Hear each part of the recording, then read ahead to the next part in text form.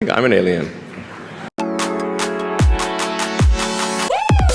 How would I describe myself? Well, I seem to have a high innate drive, and that's been true even since I was a little kid. You know, I really had a very strong drive. Did all sorts of risky things when I was a kid that why did I do those things? They're crazy. Do you think there is other intelligent life outside the Earth? It seems probable, but I think this is one of the great questions in physics and philosophy, where are the aliens? Maybe they're among us, I don't know. I think I'm an alien. I think I'm an alien. Yeah, maybe discovered by some future alien race. Thinking, what the heck, what were these guys doing? Did they worship this car? Why do they have a little car in the car? That'll really confuse them. There's no need even to have a college degree at all, or even high school. I mean, if somebody graduated from a great university, that may be an indication that they will be capable of great things, but it's not necessarily the case. You know, if you look at say people like Bill Gates or Larry Ellison, Steve Jobs, these guys didn't graduate from college. Sure. So how would you educate your 5 boys? Actually, I created a little school. It's only got 14 kids now, and it'll have 20 kids in September. It's called Ad Astra, which means the stars. I think sometimes they're just the things that seem quite clear and obvious to me, and I don't understand why they aren't so obvious to everyone. I think I'm an alien. Did you get the expertise to be the chief technology officer of a rocket ship company? Well, I do have a physics background. That's helpful as a foundation. I don't have an aerospace degree, and I read a lot of books and talked to a lot of smart people and have a great team. You're self-taught? Yeah. The odds of me coming into the rocket business, not knowing anything about rockets, not having ever built anything, I mean, I would have to be insane if I thought the odds were in my favor. Why even begin? When something is important enough, you do it even if the odds are not in your favor. Work weeks, and you're putting in 100-hour work weeks, then even if you're doing the same thing, you know that you will achieve in 4 months what it takes them a year to achieve. Work hard, every waking hour. That's the thing I would say. And I mean, if you do simple math, you say okay, if somebody else is working 50 hours and you're working 100, you'll get twice as much done in the course of a year. I think it's important that humanity become a multi-planet species. I think most people would agree that a future where we're a spacefaring civilization is inspiring and exciting. 24/7 to help solve issues. Right. Call me 3 a.m. on a Sunday morning, I don't care.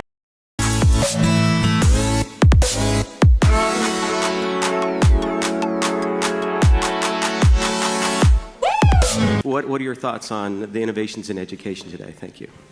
Just thoughts on education. I think there's maybe there are definitely some good schools out there, but I think some of the mistakes, at least in my opinion, that I see being made in education is that people. No, it's not. There's no. Trying to help fix the battery production. It's a modular production.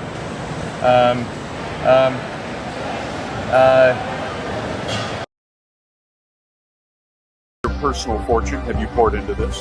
$100 million. $100 million into something that you did not believe would work at the beginning. Yeah. What being a spacefaring civilization is all about.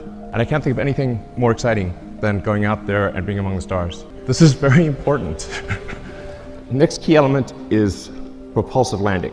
In order to land on places like the moon where there is no atmosphere, or to land on Mars, you really have to get propulsive landing perfect. We do not need legs for the next version. We are now beginning serious development of BFR. We expect to have a payload capability of 150 tons to low Earth orbit. Main body diameter is about 9 meters or 30 feet. Let's look at the launch cost. The order reverses. Okay. The size of this being a 9-meter diameter vehicle is a huge enabler for new satellites. It's also intended to be able to service the space station. That would enable the creation of Moon Base Alpha or some sort of lunar base. And we should have a lunar base by now. What the hell's going on? I think it's important that humanity become a multi-planet species. I think most people would agree that a future where we're a spacefaring civilization is inspiring and exciting compared with one where we are forever confined to Earth. There's likely to be another dark ages, which it seems, my guess is there probably will be at some point. I'm not predicting that we're about to enter dark ages, but that there's some probability that we will, particularly if there's a Third World War. Then we want to make sure that there's enough of a seed of human civilization somewhere else to bring civilization back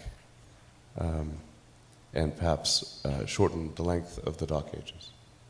I think that's why it's important to get a self-sustaining base, ideally on Mars, because Mars is far enough away from Earth that a war on Earth, the Mars base might survive. It's more likely to survive than a moon base. But I think a moon base and a Mars base that could perhaps help regenerate life back here on Earth would be. But honestly, after sitting down and talking to him, I realized that I'm now convinced that he's an alien. I really, I mean, there's, what other answer is there? He is an alien, right? Some people think I'm an alien. Not true. Not true. But